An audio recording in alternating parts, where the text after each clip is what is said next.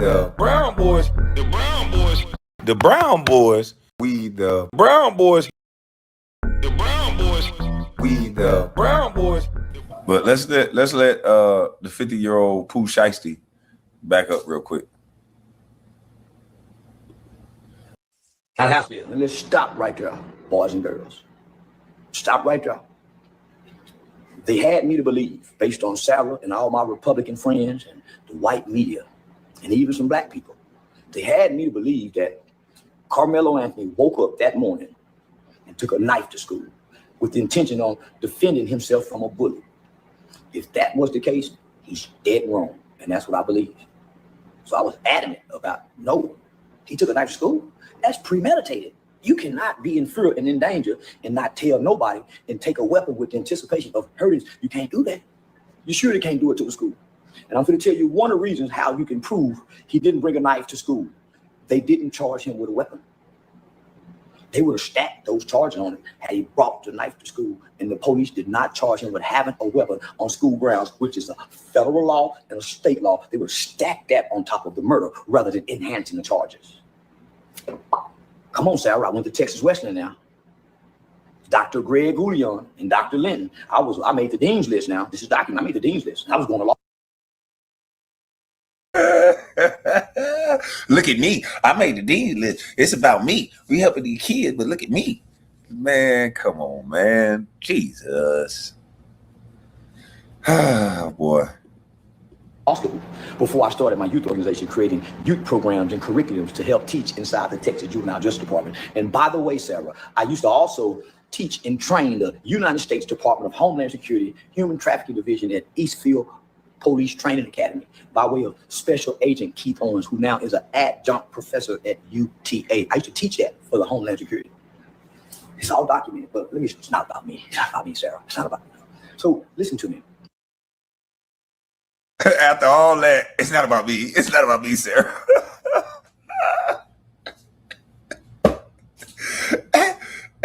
Well, you don't say. After you just give us your whole resume, and now it's not about you? Jesus Christ. It's going to really help having a guy on a case that brags about unaliving a white man when this young man is on trial for unaliving a white man.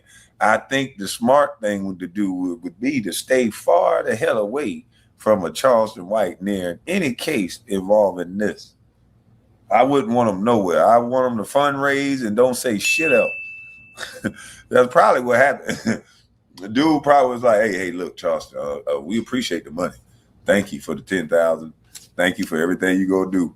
But don't you, I don't want you nowhere around the case. He's about that's exactly what happened. Yeah, that's why he up here hollering and whining. Hey, ain't nowhere in the world somebody this stupid. First of all, you recorded the conversation. So now everybody already know you involved. And that's one thing. The first thing I would have said to him, hey man, why the fuck you recorded it? I don't want nobody to know I'm even talking to you. Now go get the money. Go get the money. If you really want to, this is why you know a person like him really ain't intending to help nobody. He just want the credit for it. He just want the black community support because of it. He want the clicks in the algorithm because this is stupid. If you really wanted to help them, you should know of all people, all these accolades, all this education that you claim to have. Do you think it was smart for you yourself, to get on camera and connect yourself to this family, knowing that there's videos of you online bragging about unaliving a white man? Now, how is it that I didn't go to college at all? And I know that was this stupid to fucking do. And if I was any attorney, I would advise the family, hey, that Charleston white fella, I appreciate him, what he's doing for your family, but I don't think he should be around this case at all. I mean, just look at the factors. The man, I understand he says a few good things, but he's online bragging about raping white women. Do you want the defense to play this in the courtroom? He's online bragging about raping a white woman. Even in this situation, he's online bragging, saying that he unalived a white man and white men can't take it away from him. Now, if you're so got blaming smart, then how come going to all that college didn't teach you that it's stupid as hell for you to get online and connect yourself to this family in any kind of way? Mr. I taught the feds and I taught this and I taught that. He pledged $75,000 on camera. You should have been on nobody's camera talking about nothing, the things that you said about white people. They're not going to forget that. They can't have you within 1,000-foot pole of this case. But you knew that already. That's why I knew you wasn't trying to help. The moment he got online talking about this case, I said, this nigga full of shit. He grifted again. He full of it. Because he got all this education, so I know he know what I know. I know he know that he can't be a part of the case and should not feel no way offended by it. You know what the hell you said out your mouth. Be an adult about it. You know the things that you done said. You can't be a part of nobody's case, period. You was a mitigation specialist. You was a this. That shit is over.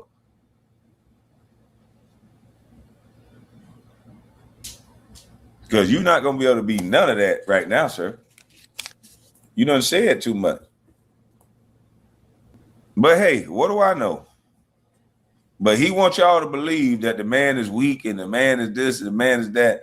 That man ain't weak. That ain't got nothing to do with being weak. That has something to do with the things that this man done said on this airways. Can't nobody stand next to this dude in real life, especially on a case where a kid unalived a white man. We're going to bring another adult now that unalived a white kid as a kid. That don't make no damn sense. So they didn't charge him with the weapon. So the gorilla in the line have scared this sheep. He's looking at the baboon for help. The baboon is afraid of these guys. All the monkeys and all the animals in this jungle is afraid of this silverback gorilla in this line. You know why? Because they are experts in trained jiu-jitsu. They come to school high on fentanyl. This is white people's George Floyd, by the way. Austin Metcalf is white people's George Floyd. He really died of a fentanyl overdose because the autopsy said he had fentanyl in his system. Steroid use. He was just cycling off because he's off of football. But during football season, Austin is steroid nut buddies. His dad said they excelled in every sport. So with their physical abilities and capabilities and strength, based on what they teach you in the license to carry classes, the CHL gun classes, anybody bigger than you can boom, boom, boom, boom. Body size is a form of. He said, Coco said, I don't even see how anybody helping the family. They aren't even remorseful. Right. Like, this is what I don't understand. Like, a child lost their life, but I guess because it's a white kid, then I guess you're a punk if you feel like a kid should not have lost their life.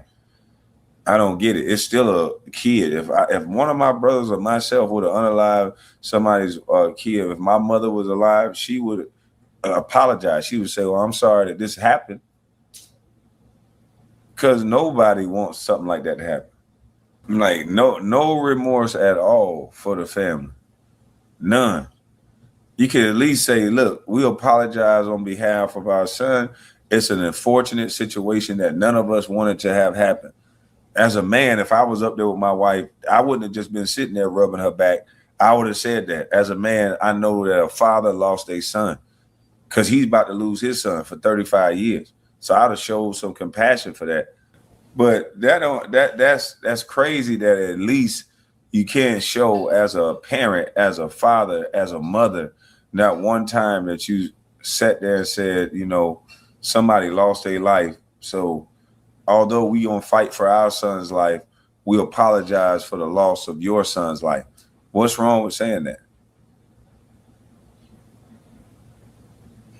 But no, now we got a bunch of Republicans and white folks that, you know, already want to fan the flames of a racial divide. We got these conservative guys now that want to fan the flames of a racial divide. So they're just picking out videos of black folks reacting in a bad way to this situation. And they're playing them, acting like that's what black people think. I think you're doing a disservice to yourself by doing that as well. Some of these some of these conservative platforms, I think you're doing a disservice to yourself by doing that, because not everybody thinks that way. Some people are balanced, and to depict everybody as somebody that just want to go harm people or do something stupid, I think that's crazy.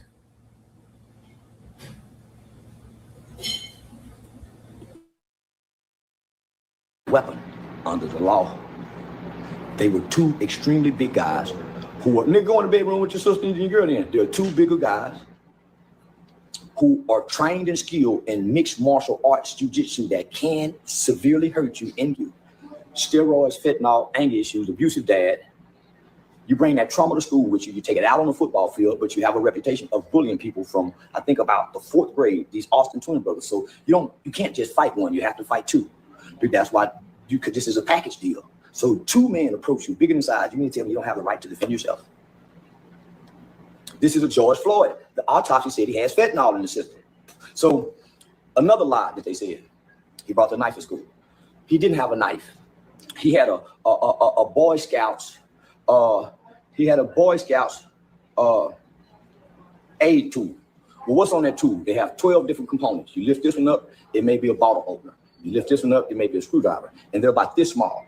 They're smaller than 3 inches. It was so small, you don't even see it when you take the picture next to the body because it laid next to the body right by the backpack. Sarah fails. Oh, they didn't know a nigga can do due diligence works like this. Oh,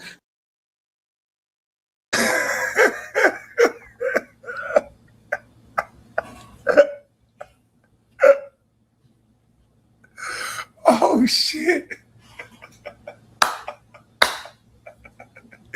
Did this nigga just start shaking? Did this nigga just start twerking, man? Oh, man. The media keeps saying the young dude had a knife when it was actually a cleat sharpener, bro. Well, some people are saying it's a cleat sharpener. Some people saying it's a knife. They hadn't objected to it one time in the courtroom when they said it was a knife. So that would mean that attorney did a horrible job. But either way it go, Philly Fighter, he used it as a weapon. So they're gonna get him either way. I thought it would be a manslaughter charge. I never thought he was gonna walk free of nothing. I just thought that they were gonna reduce it to a manslaughter. But salute to you, Philly Fighter. Yeah, I would have took a plea on that shit. We taking a plea, baby. What's the best I can get? I ain't never been in no trouble. Let's get the mitigating factors out there. I'm a little old Negro. I ain't never been in no trouble. Let's negotiate this plea deal and dumb this shit down to 2 years and some probation time and I owe a fine or something. I ain't mean to do it. Shit.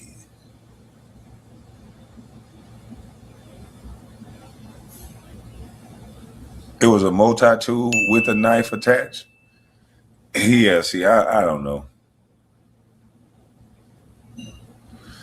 But all I know is that wouldn't have been no type of option for me. I wouldn't even had no weapon at no school event.